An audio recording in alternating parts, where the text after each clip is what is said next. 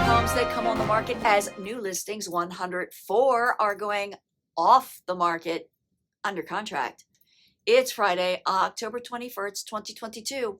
I'm Kimberly Barton of Kinetic Realty, your local market expert with this week's Maryland Market Minute. You need to know what the local market is doing, so be sure to subscribe for weekly updates. While new listings to the market are down 1.8% as fewer homes are coming on the market, more homes are going under contract, up 1.1% from the prior week. Showings this past week are also up 2%, indicating that many home buyers are trying to get in before the next mortgage interest rate hike scheduled for November 2022.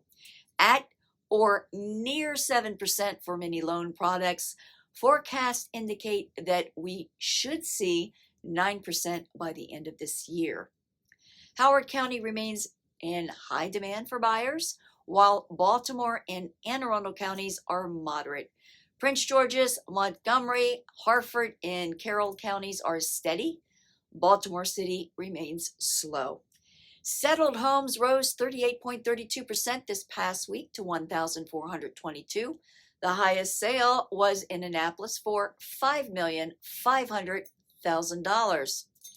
Rentals fell to $2,079 but rose to $2,395 per month as days on the market held steady at 24.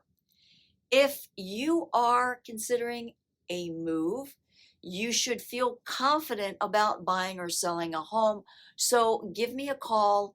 As the expert, I can provide you with the facts, data, and information, then bring context to it for you.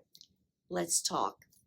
That's a wrap for this week's Maryland Market Minute for October 21st, 2022. Thanks for tuning in. Until next week.